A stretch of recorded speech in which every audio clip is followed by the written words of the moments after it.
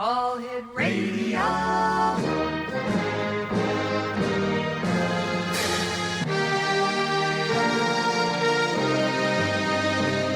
Welcome to the X Zone, a place where fact is fiction and fiction is reality.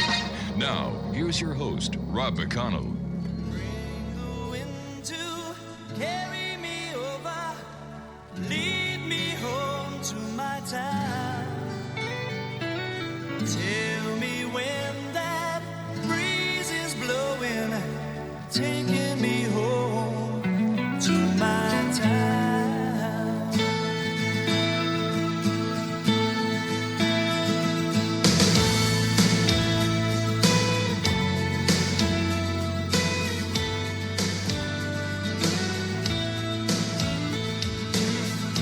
When I think of you, Scotia, there's a love that just bleeds in my heart. In my childhood days, we went our different ways. But you knew that we never. And welcome back to the X Zone, everyone. Hour 2 of tonight's show, and we're coming to you on the X Zone Broadcast Network from our studios and production facilities in St. Catharines, Ontario, Canada, and on your hometown radio, Classic 1220, streaming around the world on classic1220.ca. X Zone Nation, my guest this hour is Dean McMURRAY, and Dean is the military medium. Now, spending most of his childhood in northern Minnesota, Dean developed a deep love for nature and his country. That love of country inspired him to enlist and serve 24 years in the United States Armed Forces. Dean's service brought him overseas on several occasions, the last which awakened his psychic abilities and set him on a new path, a new mission with a new marching order. First of all, Dean, thank you very much for your service, and welcome to the X Zone. Hey, thanks, Rob. Thanks. It's a great honor to be here. Dean, tell us a little bit more about yourself and how you went from military into being a medium. Yeah, it's quite a journey, right? I think so. Well, like the bio says, I grew up in northern Minnesota. Actually, a lot of my family is Canadian. Had a family in Calgary and in Saskatchewan and all over Canada. And but like most young men, went off and served my country but it was in the latter part of my career. And I was in that last 3 years before I was to retire, and we were alerted for deployment to a lovely country called Kosovo, and known for its coffee.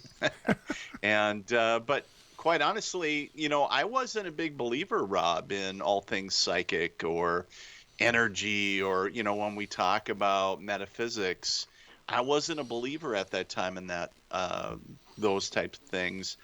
And it wasn't until I returned from deployment that, what I call all hell started breaking loose. And what I mean by that, it was like living, with a constant scene out of Poltergeist, where clocks and pictures were quite literally flying off the wall. And I was going, holy bleep bleep, what is going on? And and I was looking at my wife trying to figure out answers, and she had shared that her and a bunch of girlfriends knew this local psychic in our area, and I was jokingly referring to this lady as the voodoo chick. And I said, well, maybe we need to get this voodoo chick over here and maybe she can do something, because I didn't know how it worked. I thought maybe you can just wave a wand and all went away. And I was very ignorant at the time of how the interaction would go. And so she came over and started connecting to my deceased grandfather, who, by the way, was a World War I veteran. And it was completely blowing my mind. And I was not in the headspace to receive messages from a deceased loved one at that point. And so, I was I kind of brushed her off, because all I wanted was the craziness to stop. And she wasn't there to do that evening, because I truly look back on it and going, because she wasn't supposed to. Yeah. I needed to be brought to a point of being so uncomfortable that it would shift me into a new reality. And quite honestly, as you read there, as we went live, is with that bio is my deceased grandmother, ultimately, who came to me one evening and completely again blew my mind, and quite honestly scared the holy bejesus right out of me. And through a series of events, I basically asked her to prove that she was there with me that evening. And, I still remember it like it was yesterday, Rob. It was a gentle yet firm pressure that started the head of my, top of my head and went to the bottom of my feet. And at this time, I'm laying in bed, and it quite literally pushed me into the bed. It wasn't something mean. I just became heavier than lead, and where I could hear the springs of the bed compress around me. And, I was like very much awake. And by that point, I was completely freaked out. And I was like, you know what, Grandma, I love you, but you got to leave. And as soon as I said that, the weight came off. There was some details that I didn't share about the story just to try to condense it, but there was a temperature swing that dropped, so where, is absolutely frigid in the room. That came back to normal. And so all these anomalies just returned to normal.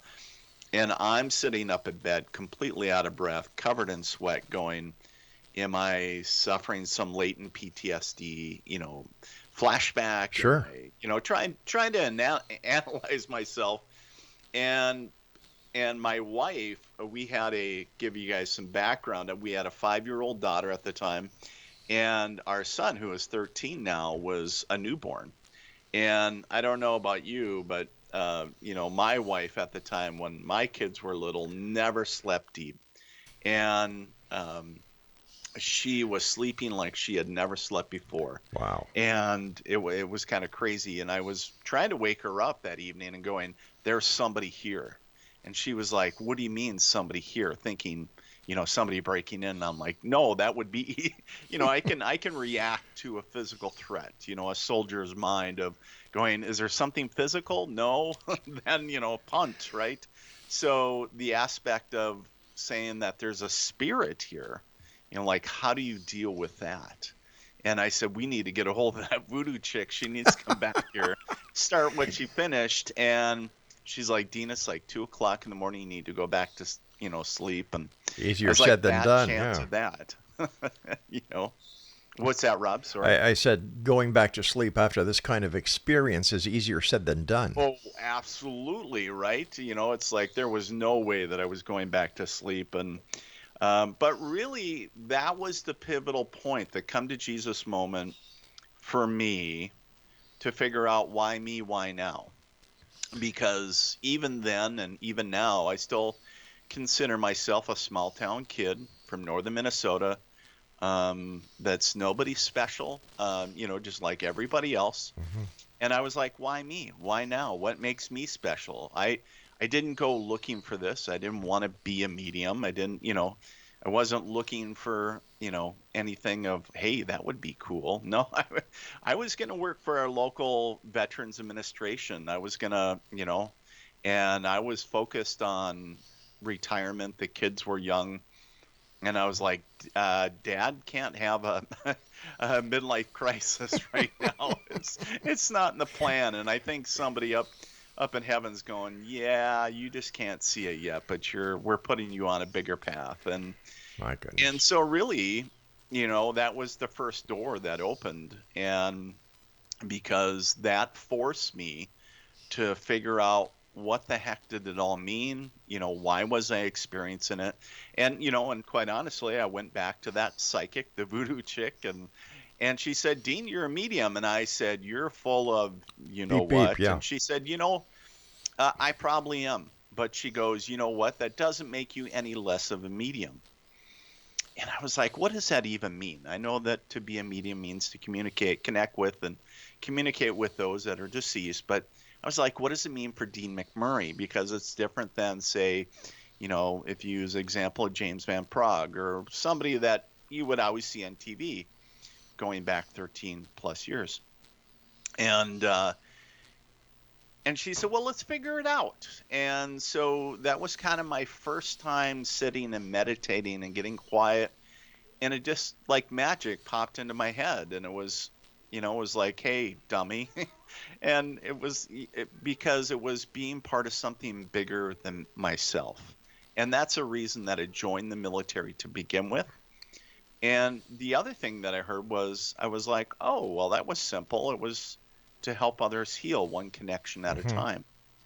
And, and if you think of the aspect of, I know it sounds very noble and everything, but, the aspect of the Knight's Code, right? To help those that are oppressed, right? And all this. And I think about that with the military because I think that's what drew me, to help others in that regard. And because I was always in combat arms. And so the aspect of helping others in a completely new way, after I realized, I was like, well, that's not too far-fetched. But it's in a completely different way when you lay down your rifle and now you're now you're becoming more self-aware and, and I'm like, okay. And so the crazy thing about all this, besides the fact of speaking with dead people, was, I was quite honestly Dean the soldier by day. I'm very much a full-time soldier still at this point, and Dean the medium by night. And it almost sounds like a weird Marvel comic, but it quite honestly was true, because in the last 3 years of my military service, I was trying to figure out, how it worked with me, how do I connect with mediumship? How am I going to use it? Right. And it was just kind of that journey of where, exploring mediumship on my off time and everything else. And I was very hush-hush on who I told, because I didn't want to be, quote-unquote, that guy. Because, I was a senior non-commissioned officer. I had earned the respect of, officers and others above me. And, I quite honestly didn't want to lose that. And not that I'd be scrubbing toilets my last 2-3 years, but, I didn't want to be blacklisted. Hey, Dean, Dean, I hate to do this, but I've got to take my break. Please stand by. Yes, Exo Nation, our guest is Dean McMURRAY, the military medium. And his website is themilitarymedium.com. And we'll be back talking to Dean more about his journey from soldier to medium as the X-Zone continues with yours truly, Rob McConnell, on the X-Zone Broadcast Network from our broadcast center and studios in Hamilton. No, that was last year. In St. Catharines, Ontario, Canada. And, of course, on your hometown radio, Classic 1220, streamed around the world on classic1220.ca.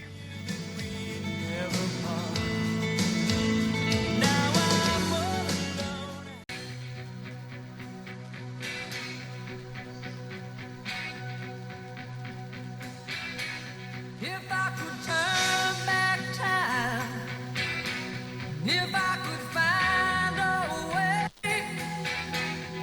I'd take back those words that hurt you, and you'd stay. I don't know why I did the things I did. I don't know why I said the things I said. Pride's like a knife, it can cut deep inside. Words are like weapons, they wound sometimes. I didn't really mean to hurt you.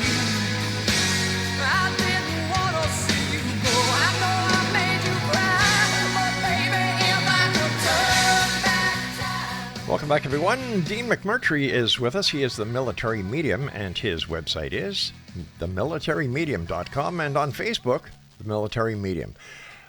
Dean, when you were out in Kosovo going after a great cup of coffee, did you have anything happen that was strange that at the time you couldn't explain, but now, after knowing what you know and speaking to the voodoo chick, Understanding that you're medium, does any of the things that happened on the battlefront start to make sense to you? Not in Kosovo, but oddly enough, back in 2003, when I was in Afghanistan, I had actually a situation long before, many years before I was even aware of any of this, and where we actually had a military convoy out doing a night patrol, and the vehicle stopped. And basically, the synopsis of it is there was a disembodied voice in my vehicle that kept on telling me to move the vehicles another 500 meters forward of the point that we stopped. And I kept on trying to get to the lead vehicle by radio, and there was no answer. And I actually had to sprint. If you envision a soldier in full kit, right? Body armor and weapon and everything. And so I'm sprinting full out all the way up forward. And here's somebody taking a bathroom break, which is a big no-no, obviously, in the area that we're in. And because it was prime ambush area for Taliban. And I was like, guys, what are we doing? And about that time, we heard an audible clicking noise. And we still believe today that the noise was a remote IED detonation device trying to set off an IED. Right. In this ambush area. And, luckily we had a early technology. Back in those days, it was very rough looking. But Raytheon had this electronic jamming device that they sent with us to defeat IEDs and create an invisible bubble, if you will.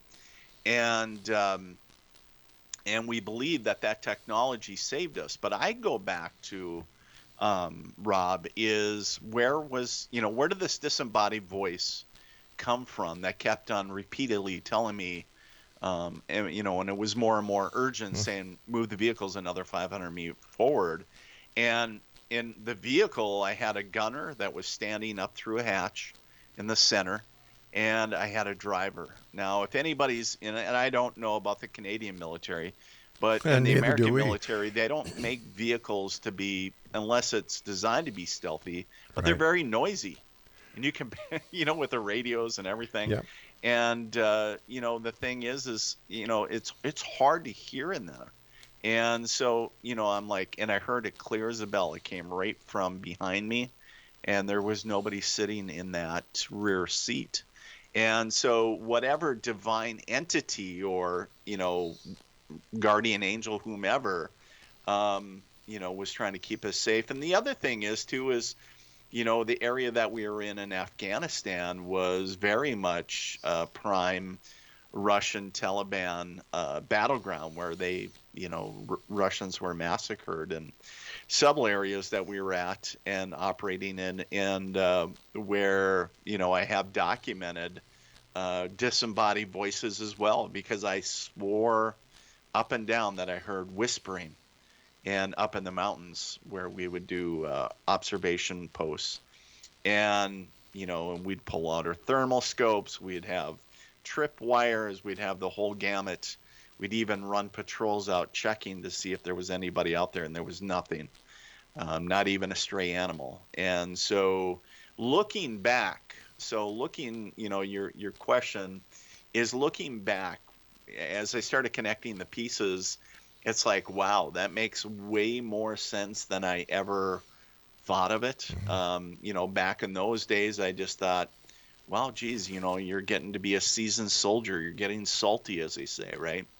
In Kosovo, I don't really remember, quite honestly, I don't really remember anything that jumps out to me. Afghanistan was probably the more combat orientated tour.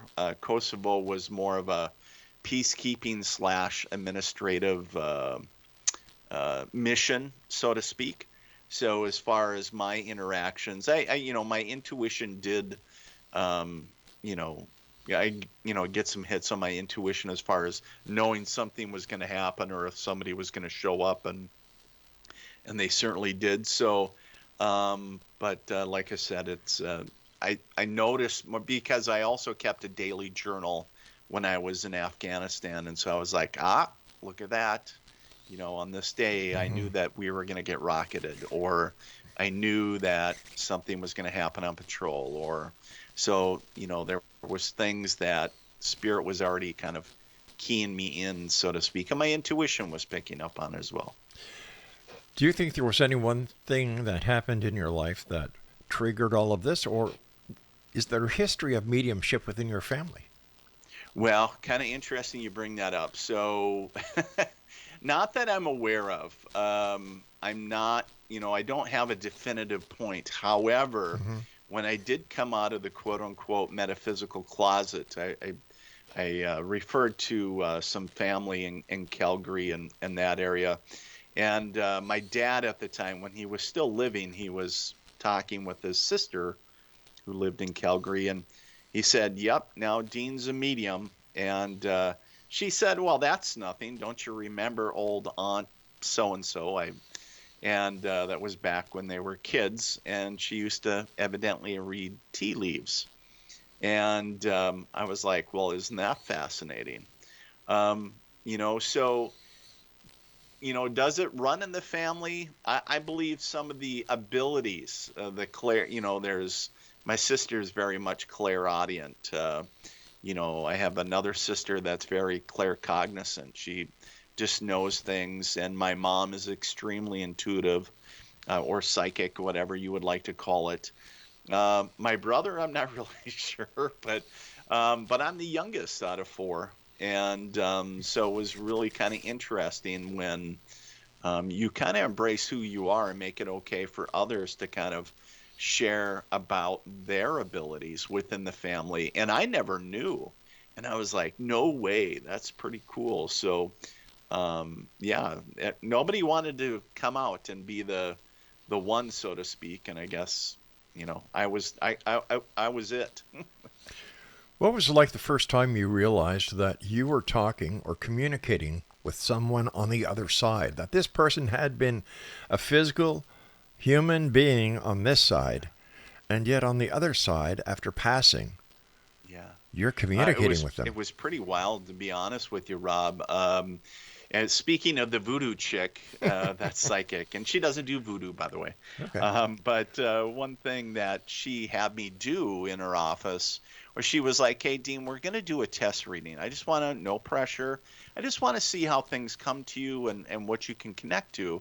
And she wrote some names on a piece of paper and hid them. And she said, I just want to take time and connect to the names. And I actually saw like a disembodied head, if you will. So like on a rotisserie, if you will, for lack of better words. And I was describing everything that I was seeing in detail. And lo and behold, I did not know this, but I was describing her husband's deceased mother. And I was also describing at the time, she was showing me this stainless steel. It looked like a bathtub to me. That's all my reference. I was like, it looks like a bathtub. It's huge. It's got stainless steel welds. It's beautiful. It's brand new. And so I thought I was completely off my rocker and smoking my own sage, right? And I was like, oh my God, I'm just terrible. And she was like, wow, that was really great. She goes, that lady to a T, you described my husband's deceased mother, and their family does maple syrup every year. And she said they just purchased a new vat where they cook down the maple syrup and everything. And she said, it's exactly like you described. And I said, well, I'm just telling you what I saw. And so it completely blew my mind. I was like, wow, pinch me moment. Like when you get the validation. And I was like, yeah. So I guess to answer your question, my mind, just kind of almost imploded, because I was like, wow, I can do that. And I was like, what else can I do? And so that kind of opened up a more, a avenue of exploration. Is there more than mediumship? And then, piqued my curiosity. And is there more than mediumship? Well, for me, there is. I was like, talking to dead people is great, but I went on to take a course in dowsing. If you think of the old L Yeah. rods and pendulums and all that great stuff associated with land and homes and businesses, and then I kind of put learned the old way of doing it, but then I put a new spin on it, and I call it intuitive real estate consulting. I started working with local realtors because I noticed every time I worked on a home, it sold. And I was like, well, when I started doing it full time, I was like, well, maybe that, an ability, if you have a tool in your toolbox, why not use it? And so that was something that I offered realtors. And then the clientele list, I learned how to work with business owners outside of real estate. So to accentuate what they're doing and ultimately at the end of the day, make them more money, but make them more successful and just to live a happier, healthier life. Dean, stand by, my friend. You and I have to take our mid-show hour break, I should say. Yes, sir. And when we come back, let's continue this fascinating story. And once again, thank you very much for your service, Dean.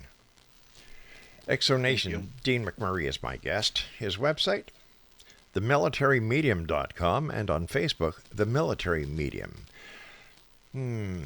The X Zone, a place where people dare to believe, Monday through Friday from 10 p.m. Eastern until midnight, right here from the broadcast center of the X Zone Broadcast Network in St. Catharines, Ontario, Canada, and on your hometown radio, Classic 1220, streaming around the world on classic1220.ca. Dean and I will be back after this short pause for a good cause. We'll be right back.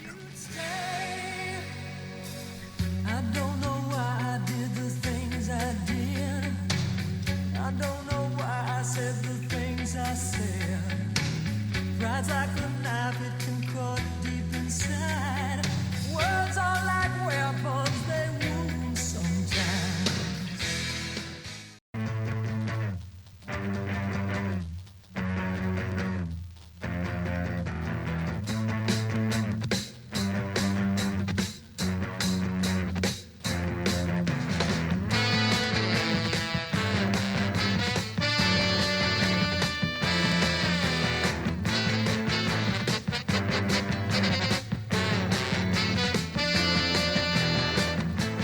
Waiting for the break of day,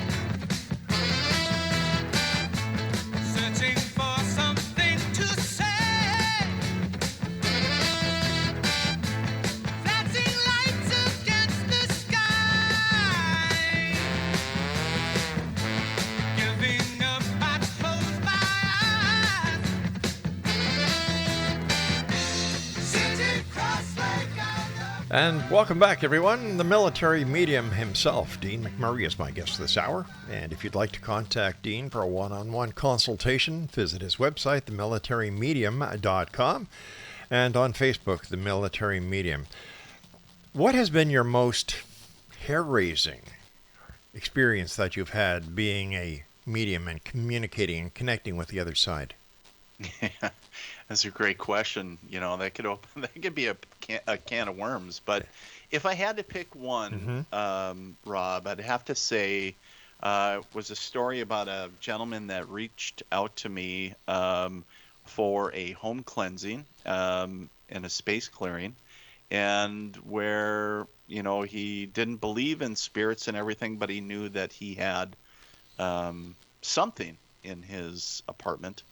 And so when I went there, I did my clearing, and it didn't give him any resolve.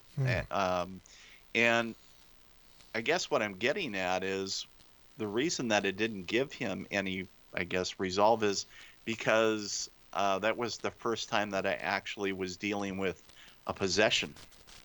And it wasn't just any possession. But when we talk about an extraterrestrial, it was kind of in that galactic realm, right?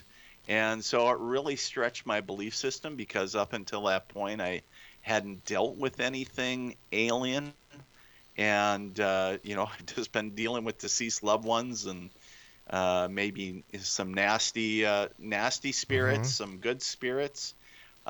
And so that was probably more the most hair-raising experience that I ever had. And at the end of it, just to give everybody a recap of that, is basically, we figured out the solution to his issue, and he was being possessed by a reptilian being, and but we were able to help him and get him the help that he needed. So, but it was really, yeah, it was something, I guess, is for a lack of better words. But So how did you come to the conclusion that this person was possessed by a reptilian extraterrestrial? yeah, well, it's first off, everything that that I was doing traditionally was not working. Typically, I'd work with archangels, kind of the old, throw the whole book at it, so to speak, and nothing was changing for him, and actually it was getting worse. And I actually reached out to a couple mentors of mine through the years that became trusted teachers and advisors. And they're like, I think you're dealing with something more. They were like, next time you're with him, I want you to look him in the eyes. And I was like, what am I looking for? And they were like, when you see it. And so the next session that I had with him, I, took some time, and I actually was watching his pupils, and it seemed like a split second, but where it changed from normal human pupils to reptilian and then back again. And I was like, all right, that's what I was looking for. And so then I realized what we had, and then I was able to, reach out to my mentors as far as, kind of what were some of the next steps, in help getting this gentleman the help that he needed. So is exorcising a person who is possessed by an ET any different from a person who's possessed by your run-of-the-mill earthly demon? Well, I think in my experience, I don't want to say for everybody, but in my experience it's just kind of what tools that you need to use, because you need the tools that you would use, and I hate using the word demon, but anything that's negative in nature, right? If you think of the earthly realm, if you're dealing with something galactic, you need to use some different techniques and tools, but I think the same process is the same. It's just, if you think the same, that you wouldn't build a house with, a crescent wrench unless you're doing the plumbing, you use the right tool for the right job. So holy water wouldn't work, a crucifix wouldn't work, any of the traditional religious icons wouldn't work on the ET, whereas, as far as I know, the majority of people that we've had on this show who do exorcisms, their tool bag wouldn't have any effect on this ET possession. Yeah, that was my experience, and that was actually the part that had me a little worried, because all the traditional ways that I had learned, if you think of the holy water, the whole thing, had zero effect. And I was like, holy crap, if this doesn't have any effect on it, like, what can you do? Right. In the beginning, it felt a bit powerless, and that is dangerous, because as we know, anything that's negative loves to get you in a fear mode and take away your power and get you in that cycle of fear. And I was like, I need to get some more ammo, because, but probably the old soldier in me is like, well, I'm not going to give up that easy. You may have won this round, but we're gonna keep at it. And so I just learned, hey, you're going at it great, but you're just using the wrong tools. And because you're not dealing with something that is from, the earthly realm, and you can't use earthly tools. So it's, you got to think in a completely different mindset. And it's like, wow, it was a lot of learning for me in a very short time frame. But yeah, it's certainly an interesting, uh, you know, different dynamics certainly go into it. Usually people can backtrack where the possession took place or how it took place, whether they inadvertently opened up a porthole using a Ouija board or any other Yeah. negative method of opening up a negative porthole, Yeah. like what I'm talking about. How did you, or were you able to establish how he got possessed with an ET? I never did. And that's a great question, Rob, is because that's something that I really scratch my head. And I kind of feel a little bit that my intuition was telling me that there was something that the client was not telling me. Mm-hmm. This gentleman, whether it was somebody he was associating with that brought it in, or, but there were a lot of synchronicity events. He had a friend that passed that had a tattoo on his arm in the shape of a horseshoe, and which was crazy because during the reading, a bruise showed up on his forearm exactly where his friend had the tattoo in the shape of a horseshoe. And I was like, wow, that's crazy. I don't know what the interaction between him and his friend were that passed. I don't know, I wasn't given some of those Mm-hmm. details. But I was like, well, regardless of what happened in the past, I know where you are now.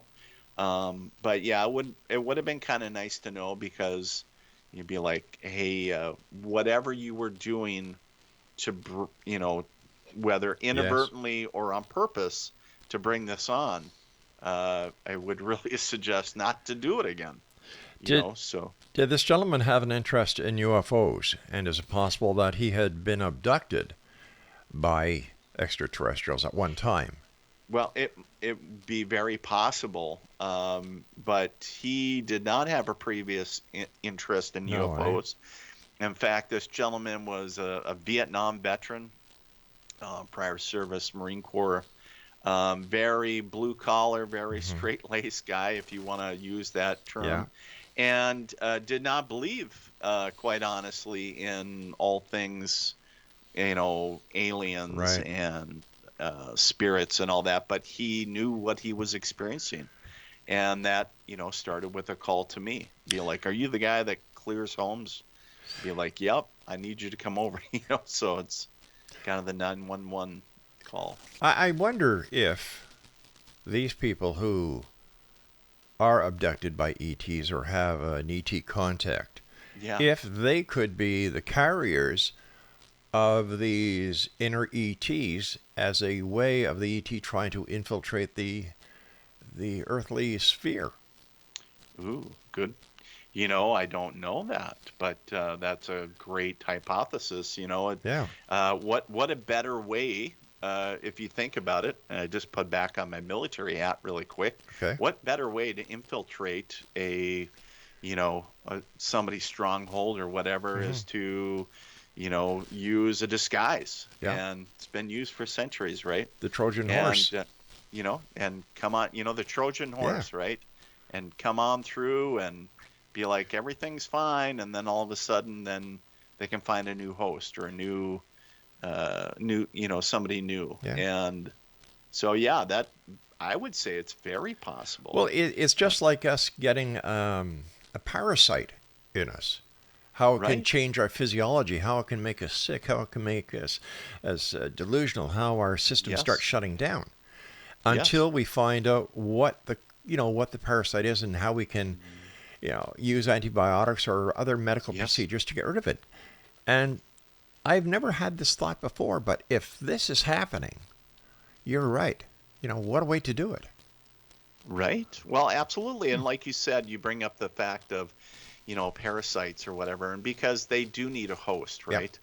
And the aspect of, if you just give certain antibiotics to somebody that has having certain symptoms, it may do no good because right. of the strain of whatever they have is not effective. And that's the same thing with using certain tools to, try to quote unquote exercise this alien Sure. being that is using them. Hey, Dean, I hate to And- do this, buddy, but it's break time again. All right. Sounds X-Zone good. Nation. Dean McMURRAY is our very special guest. He is called The Military Medium. His website is themilitarymedium.com. And on Facebook, The Military Medium. I'll be back with Dean as we wrap up this hour and tonight's show here on the X-Zone with yours truly, Rob McConnell, from our broadcast center in St. Catharines, Ontario, Canada, on the X-Zone Broadcast Network and on your hometown radio, Classic 1220, streaming at classic1220.ca. Don't go away.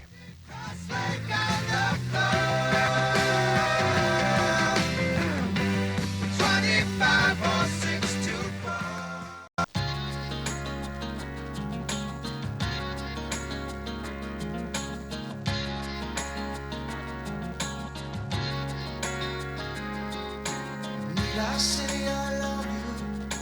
Need I say I care? Need I say that emotions are something we don't share? I don't want to be sitting here trying to deceive you. 'Cause you know, baby, that I don't wanna go. We cannot live together. We cannot live apart. And that's the situation. Welcome back, everyone. Before we get back to our very special guest tonight, Dean McMURRAY. Over the last couple of shows, I've been sharing with you, the members of the X-Zone Nation, that our little fur baby Lola, Laura and I took Lola to the vet because she wasn't acting right, and out of the blue, we found out that night that Lola had cancer throughout her body. And the doctor said what she was experiencing was the cancer had gotten into her urinary system and she was shutting down, and there was nothing they could do. The doctor assured us that Lola was in a lot of pain, and my wife and I decided to do the hardest thing that we both have done, and that was set our little Lola free and send her to a place on the other side of the Rainbow Bridge where she is now with her two sisters, Maddie and Nikita. And it was very hard on us. It was very hard, especially on my dear wife, Laura. Laura's birthday was yesterday. And I said, sweetheart, what would you like for Christmas, for your birthday? And she said, my birthday wish is to have Lola come back.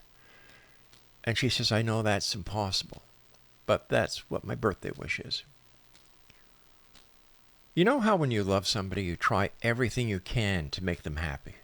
And the worst thing you want to see is anyone you love feel sad and I mean cry and cry and cry, slip into a depression. Because when you have this little fur baby, it's a member of your family. You know, anybody who isn't an animal lover may not understand.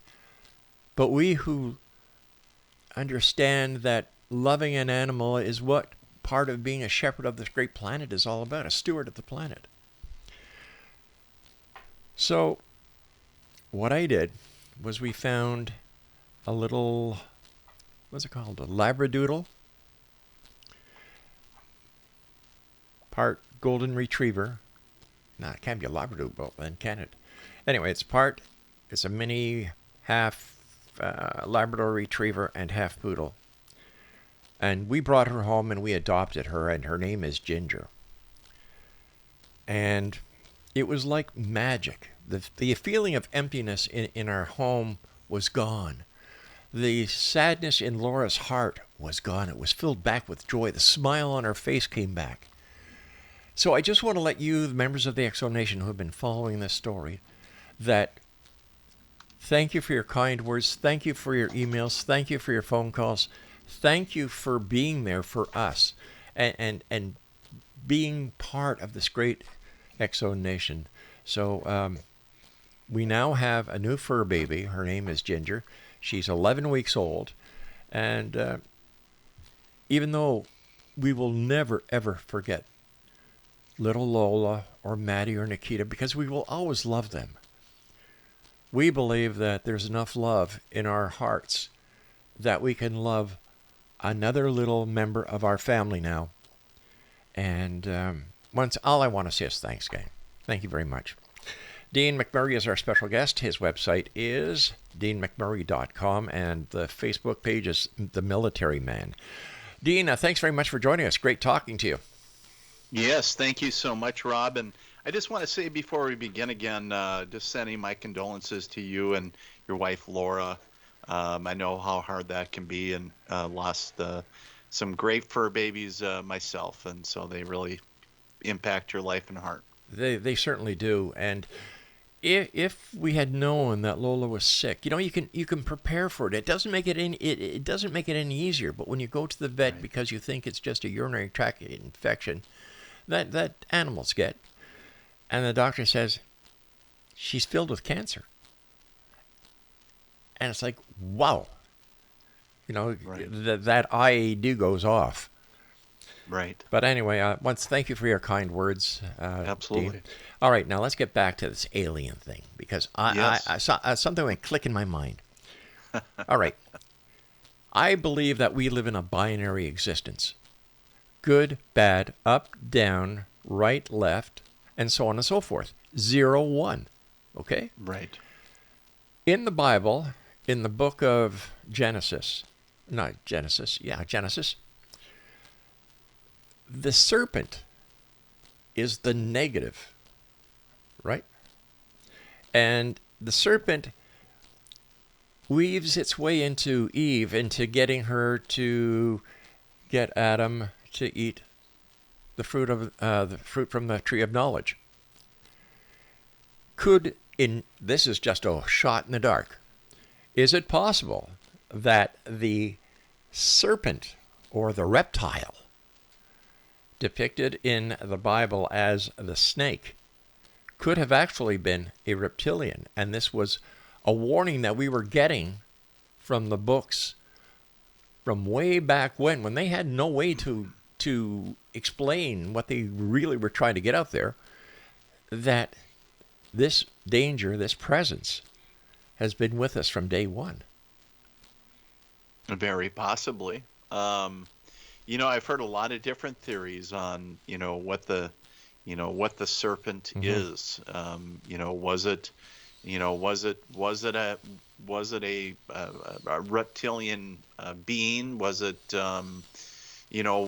something that maybe the snake was not evil, and in the aspect of where it was mankind's way of trying to keep Adam and Eve from eating from the tree Right. of knowledge, Yeah. keeping the knowledge from them. So I've heard a lot of different takes on it, and I think they're all very possible. Not denying any of them. And I think one day, quite honestly, it's my true belief that we try to get it as right as we understand it. Mm-hmm. But then I believe when we get back, or when we go back to spirit and we get to what we call heaven, we're going to go, crap, I had it wrong. So we try to understand everything that we've been given in this timeline, and our history and the books and everything that we hear, read, and everything else. And I think we try to make sense of them. But I like that aspect of, thinking, was it? Makes me think of, is it the Travel Channel where they do the Ancient Aliens, right? Yeah, that's right. And, and they hypothesize, like, could this be alien beings? And it very much could be. We just don't know really at this point. But the thing that I would share is, if something is telling you that there's something more to it, or the energy is off with it, something feels heavy or dark or whatever, I would say always trust your intuition, because whether it is galactic, whether it is reptilian, whether it is a negative spirit, it's not in alignment where you are. So You know, and I know there's people out there that actually hunt them down. There's actually people that go searching for these entities, and hats off to them. But you know, it's they're kind of slippery beasts, so to speak, and they're very deceptive. So, How do you protect yourself when you're out doing that thing you do, that you don't bring anything or anyone home with you that could Yeah. affect you and the ones you love? That's a great question. First and foremost, when I do mediumship work, it all starts with intention of every time that I do a reading or any time that I do a cleansing or whatever, is that I'm always protected not only by my guardian angels, but archangels. I work with them very closely. And then when I'm doing any work that is beyond an earthly realm, so we think we're dealing with anything alien related, I do a lot of close work with a race of aliens called the Arcturians. They're the emissaries of light. And to kind of, if nobody's familiar with who they are, for a lack of better words to summarize who they are and what they do, I kind of call them the archangels of the galactic realm. And so they do, you know, come in and vanquish a lot of, if you think of reptilians and other folks. And so I do a lot of my galactic heavy hitting with them. So I rely on a lot of other spiritual support networks outside of myself, but a lot of it also is dependent on not only you know, staying on my toes, so to speak, listening to my intuition, cleansing myself and protecting myself before I go in and doing something, and then after as well. So so I do a lot of preparation and also cleansing on the other end, because you wouldn't, you know, I always say you certainly wouldn't walk across your mom's you know, if your mom just cleaned the kitchen, you wouldn't walk across it with muddy boots. Hell Why no. Hell no. No, right? And so why would you do that? Why would you bring in nasty energy into your home? Take your muddy boots off at the door, right? Or you know, and so the same aspect about energy, don't let it come into your living space. Don't let it affect your relationships. Don't let it, you know, and I think a lot of times people just don't know. They're not even aware that they've stepped in the proverbial energetic mud. And then people are having arguments. They feel like crap. Yeah. They, you know, they get, you know, and the list goes on.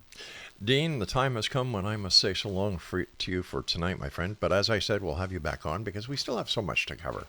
Absolutely. Again, thank you for your service, and to all the members of the military around the world who maintain our way of life, our freedom, our democracy. Thank you to each and every one of you. If you'd like to find out more about Dean, please visit his website, themilitarymedium.com, and on Facebook, The Military Medium. Take care, Dean. Have a good one. Thank you, Ron. Exonation, I'll be back tomorrow night at 10 o'clock as once again we cross the time-space continuum to this place that I call the X Zone. It's a place where people dare to believe and dare to be heard. And we're heard Monday through Friday from 10 p.m. until midnight right here from the X Zone Broadcast Network in St. Catharines, Ontario, Canada, on your hometown radio, Classic 1220, streaming, classic1220.ca.